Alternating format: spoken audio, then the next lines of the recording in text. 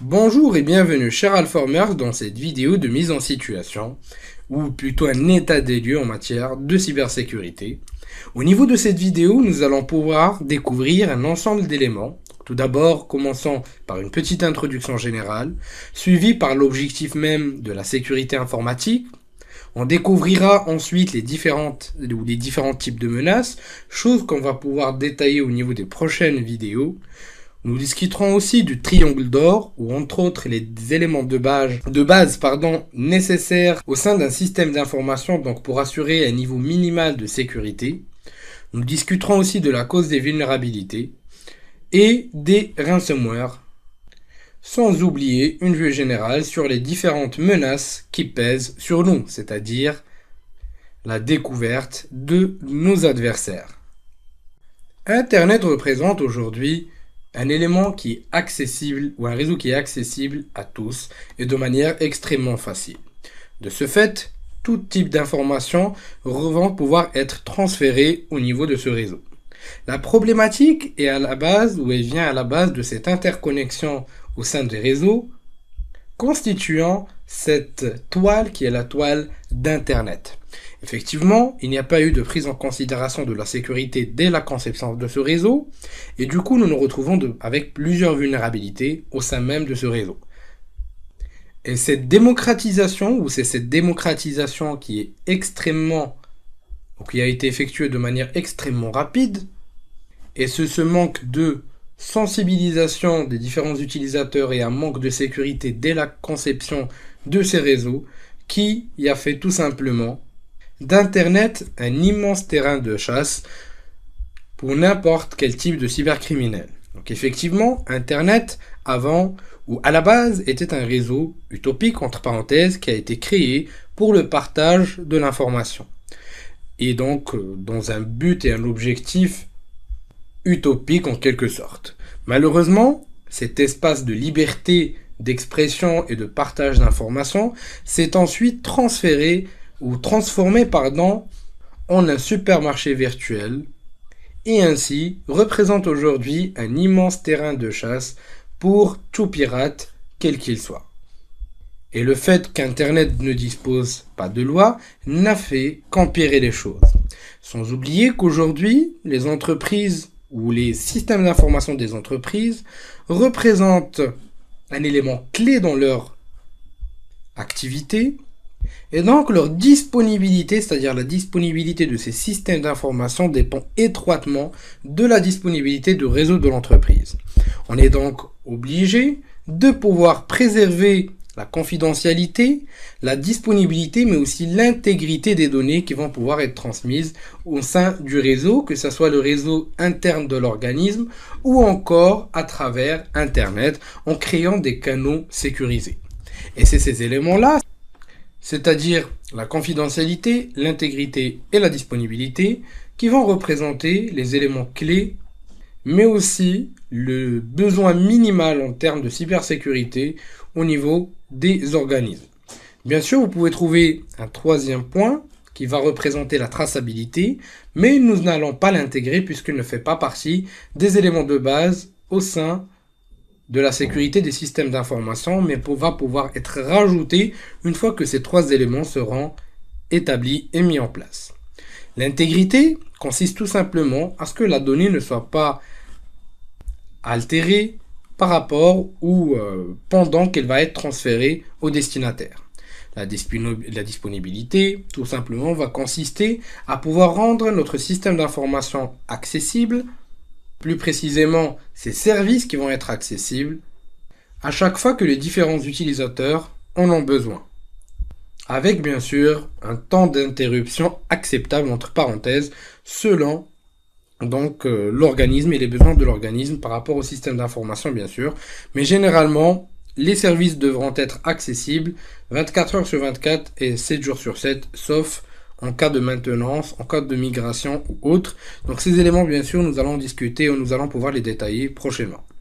Et enfin la confidentialité qui va pouvoir consister tout simplement à ce que notre donnée reste confidentielle et donc que cette dernière ne puisse être lue ou compris par un tiers qui n'est pas autorisé ou qui n'est pas le destinataire de cette information.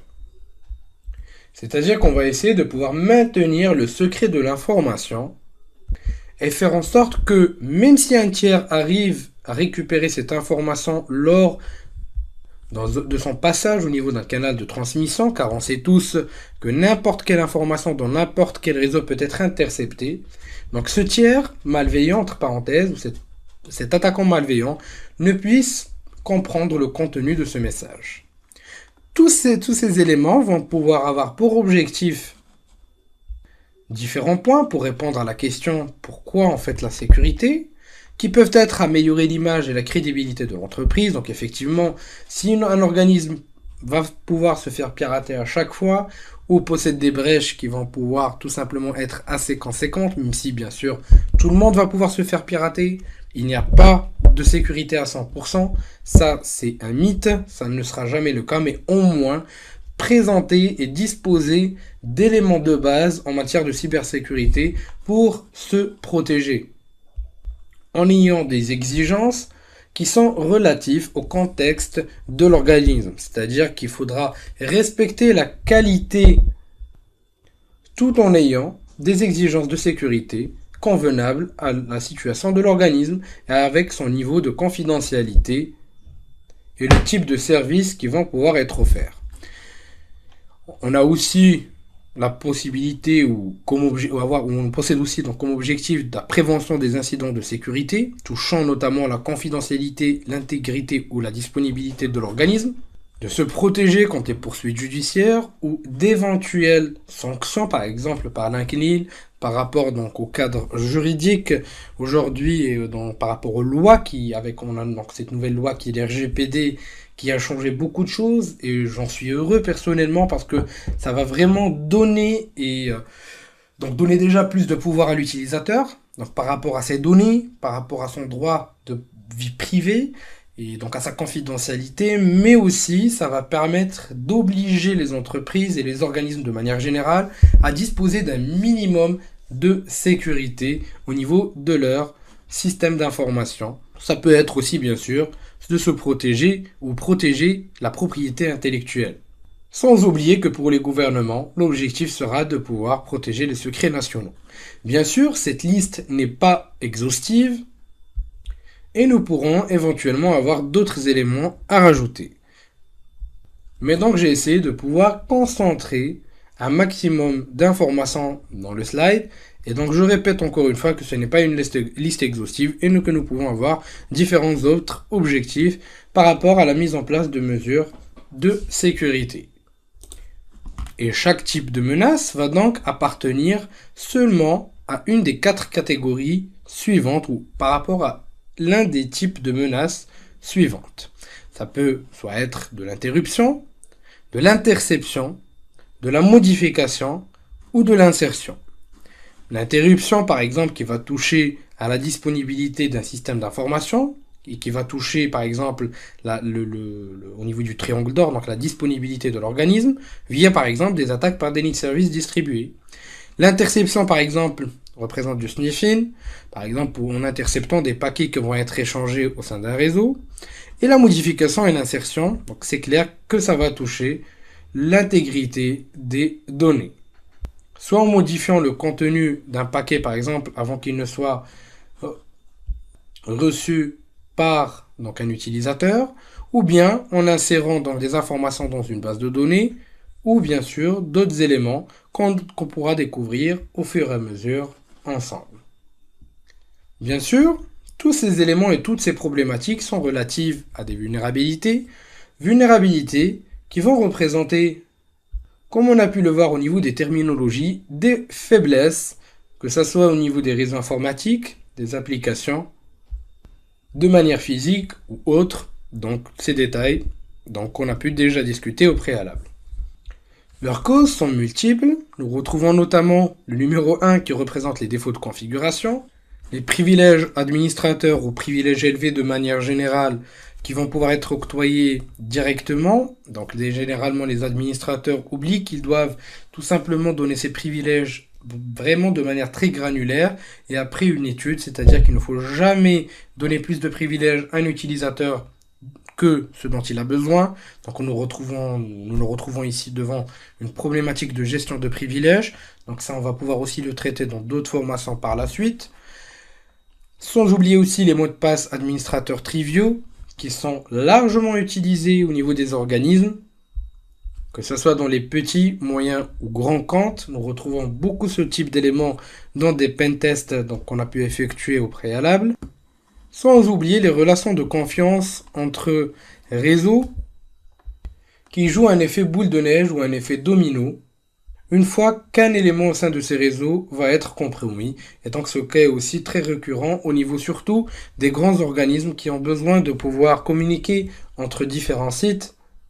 Et là, la question se pose, comment gérer cette relation de confiance, que ce soit entre machines ou encore entre réseaux? Nous retrouvons aussi différentes autres causes comme la faille humaine, ou les failles humaines qui représentent, ou l'élément humain représente donc le maillon faible de la chaîne de cybersécurité au niveau de chaque entreprise, quelle qu'elle soit. Les failles logicielles, donc où l'on retrouve donc des vulnérabilités qui sont vraiment inhérentes au logiciel dont les causes sont par exemple des défauts lors du design ou lors de l'implémentation et l'intégration de ces éléments. Sans oublier bien sûr les failles au niveau des systèmes, c'est-à-dire au niveau de la configuration des systèmes d'exploitation de manière générale.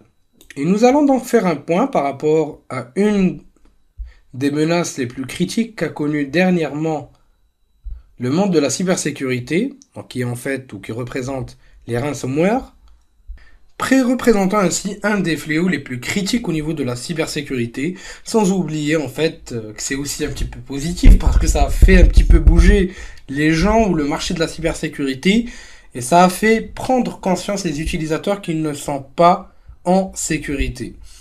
Donc à partir de là, ces ransomware qui vont consister tout simplement à pouvoir chiffrer toutes vos données et à partir de là, tout simplement, vos fichiers seront chiffrés et vous ne pourrez donc tout simplement les déchiffrer que si vous payez une rançon aux pirates de manière générale.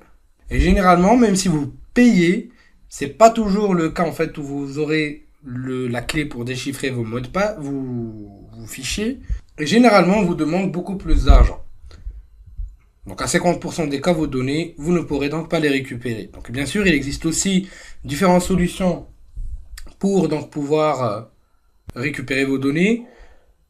Donc à travers différentes astuces ou bien tout simplement en utilisant des programmes qui ont été développés ou des applications dédiées pour ça, fournis généralement par des fournisseurs ou des éditeurs antivirus, même si le mot antivirus n'est plus vraiment utilisé dans le monde de la cybersécurité.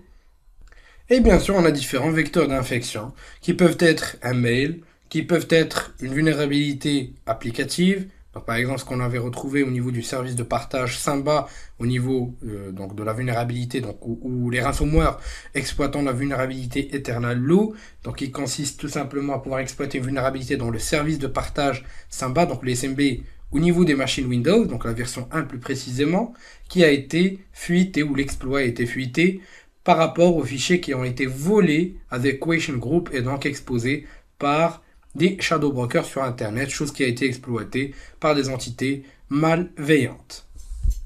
Ou même par clé USB. Et pour ne pas limiter donc les vecteurs d'attaque, donc on dira que c'est une liste non exhaustive. Nous aurons très prochainement, ça c'est une bonne nouvelle aussi, une formation concernant l'analyse de malware sur Alform. Donc préparez-vous pour ça où on va traiter ces éléments en profondeur. Et donc il vous suffit de cliquer sur le mauvais fichier. Donc ça c'est en fait des petits samples de malware, que WannaCry plus précisément, pour que vous voyez votre machine totalement infectée, c'est-à-dire totalement donc chiffrée, donc tous vos fichiers chiffrés comme vous allez pouvoir le voir ici. Donc ça prend bien sûr quelques secondes pour que tout soit en fait chiffré, c'est-à-dire que là le ransomware est en train de faire son travail, ça prend quelques temps. Voilà, on a le fichier qui a été créé, donc qui vous montre en fait ce qu'il faut faire tout simplement pour déchiffrer les données. Vous remarquerez le message suivant qui va être affiché. Comme vous pouvez le voir ici, l'adresse sur laquelle il faut virer les bitcoins et compagnie. Et là, vous avez tous les éléments concernant le chiffrement de vos données. Et comme vous voyez ici, tout a été chiffré. Donc généralement, ils vont chiffrer les fichiers intéressants comme les points doc, les points PDF, les points Excel, XLS, etc., etc. Donc bien sûr, chacun en fait a une liste bien définie à lui. Donc nous en discuterons dans la formation analyse de malware. Mais généralement, vous allez aussi trouver des extensions ECC, c'est pour les courbes elliptiques, donc en matière de crypto. Donc ça aussi, si ça vous intéresse, vous pouvez suivre la formation crypto-monnaie sur laquelle donc on traite une introduction sur la blockchain et les techniques cryptographiques. Donc on discute des courbes elliptiques, chose en fait qui va aussi être traitée au niveau des formations blockchain qui arrivent sur Alform. Les ransomware qui ne vont plus être simplement développés aussi que par des pirates qui sont expérimentés, exploitant des vulnérabilités complexes, mais on peut aussi retrouver des services comme ce qu'on va appeler des ransomware as a service, où l'attaquant va mettre à disposition un service permettant de personnaliser un ransomware, et comme ça, que ce soit des hackers compétents ou pas, ils pourront mettre en place des crypto-bloqueurs de manière extrêmement facile, et donc de pouvoir propager ces malwares de manière plus rapide, sans pour autant avoir de compétences techniques. Donc les différentes attaques peuvent venir en fait de tout le monde, c'est-à-dire que ça soit des scripts qui ont juste comme objectif d'avoir du prestige et qui n'ont pas vraiment de ressources et de connaissances, qui vont utiliser des outils déjà existants, que ça soit par des activistes, donc qui vont chercher de la visibilité, effectuer des dommages, qui n'ont pas d'investissement financier ou très peu, mais qui ont une très grande sphère d'influence, qui sont des amateurs et spécialistes, donc très motivés, et en fait la clé ici c'est la motivation, et on sait tous, comme on dit, à cœur vaillant, rien d'impossible. Donc ils se développent vraiment très rapidement, ils sont dynamiques et imprévisibles, vu qu'ils sont hautement motivés. Donc on va s'arrêter là, ou disons, on va s'arrêter là par rapport aux attaques opportunistes à 100%, et on va passer aux crimes organisés, qui ont pour objectif simplement de faire de l'argent, qui sont établis dans le monde des affaires, qui ont pour objectif de gagner de l'argent sur le long terme et qui contrôlent très très bien le ratio coût-bénéfice. C'est des groupes existants, spécialistes et organisés, qui peuvent même passer par la corruption. Donc généralement, c'est pas des attaques opportunistes, mais donc on va laisser un petit pourcentage par rapport à cette catégorie-là, mais c'est beaucoup plus du ciblé. Et ça rapporte beaucoup d'argent au niveau de cybercrime. Et c'est quelque chose qui est devenu vraiment très démocratisé et qui représente aussi un fléau grandissant au niveau du monde de la cybersécurité. Nous avons aussi les terroristes, ce qui représente un des éléments les plus dangereux, qui ont pour objectif effectuer des dommages, avoir de la visibilité, manipuler, et influencer la politique et donc la sphère politique. Ils ont de bonnes capacités financières qui sont utilisées pour des attaques physiques ou logiques, et ils font une acquisition d'expertise et de formation sur le darknet ou le marché noir, et qui peuvent faire autant d'attaques physiques que de logiques. Et on sait tous que les attaques physiques représentent un vecteur d'attaque parmi les vecteurs les plus, ou disons les vecteurs d'attaque les plus mal sécurisés, et en même temps, les attaques logiques aussi, qui vont pouvoir être exploitées par ces terroristes ou cyberterroristes. Et donc pour cette dernière partie d'attaque ciblée, nous retrouvons les États et les services de renseignement, et la Russie ainsi que d'autres pays l'ont bien fait comprendre, donc les services de renseignement entrent aussi dans le jeu, donc pareillement pour la NSA ou autre. L'objectif, c'est l'information, l'espionnage, la lutte contre le terrorisme, entre parenthèses. Ils ont une grande capacité financière, ils sont concentrés sur les bénéfices et non pas sur le coût, donc l'investissement il est là, et ils vont utiliser l'acquisition d'expertise et de formation, que ça soit directement ou indirectement sur le marché noir. Donc oui aussi, il y a des entités publiques qui vont faire, ou des entités gouvernementales qui vont faire leur supermarché, enfin faire leurs courses, sur le darknet, effectivement. Et bien sûr, leurs attaques sont soutenues et insoupçonnées. Et donc on est obligé de savoir à qui on a affaire, c'est-à-dire à la matrice des attaquants qu'on peut éventuellement, ou dont on va être éventuellement la cible, afin de bien structurer nos défenses et mettre en place une ligne de défense correctement établie. Je vous dis merci de votre suivi et à la prochaine vidéo sur Alform.